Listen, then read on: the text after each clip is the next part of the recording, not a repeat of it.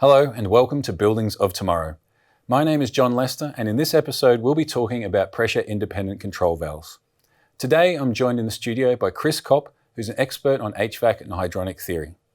Chris, thank you for joining us. My pleasure, John. Please explain to us what a pressure-independent control valve is. It's quite a mouthful.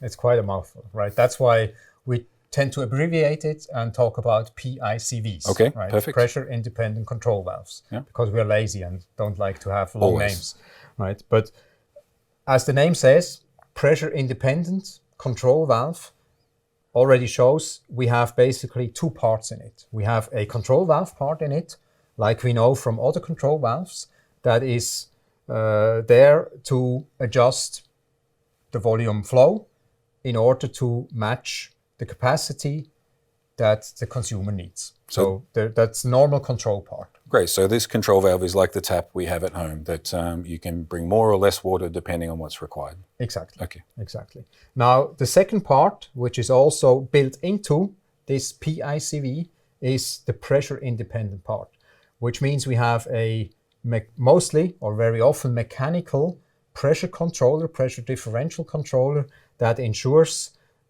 a set pressure difference across this control valve. And with that, it decouples the control valve from the rest of the system. Okay. How do you mean decouples? What does this mean for us? It means that we create a stable condition for the control valve, and when, for example, the pump runs up, the supply pump on the production side, to serve more water to other consumers, we hold against this higher pressure from the pump. So this pressure controller basically makes sure that for the valve, for the control valve, the situation is more or less always the same, right? And it's not faced with higher pressure, lower pressure from the pumps, which of course have to match the different needs throughout the operating phases. Okay, perfect. So no matter what is happening on the distribution side, the control valve always sees the same thing. Yes, yeah, you can say it this way. Perfect. Absolutely. And of course, when we talk about these pressure-independent control valves, we also have to select the appropriate or the right hydronic circuits to work with, right? And usually we do that with throttling circuits or with injection circuits with two-way valves, because the pressure-independent control valves are two-way valves. Okay. So they are not built for mixing within the valve itself. They are really built to throttling and reducing or opening up the flow. Okay, perfect. But these kinds of circuits are the ones we see more often today in the industry, correct? Absolutely.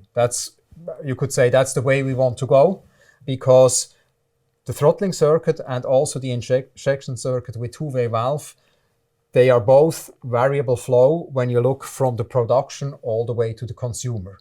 And that's what we want to achieve. We only want to run as much water as needed throughout the building and not as much as possible, because it has a big impact of power consumption on the pump and also with regards to heat losses or heat gains in case of chilled water systems. Okay, amazing. So we have a component, a pressure-independent control valve, that does two things. It controls the flow, but also ensures that any pressure changes from the system are not passed through to that valve. Do you just install them and they work, or are there some preconditions that you have to meet for them to work properly? Actually, it has an additional feature now that you mention it. Another feature. Another feature. Always yes, good. Exactly. And the other feature is that you can also set the nominal flow in this PICV, in this pressure-independent control valve. So rather than having a separate part to do the static balancing, to adjust the nominal flow, you can do that easily with this valve, for example, by setting a dial at the time when you install it. And so by doing that, you basically have done the hydronic balancing from a static perspective.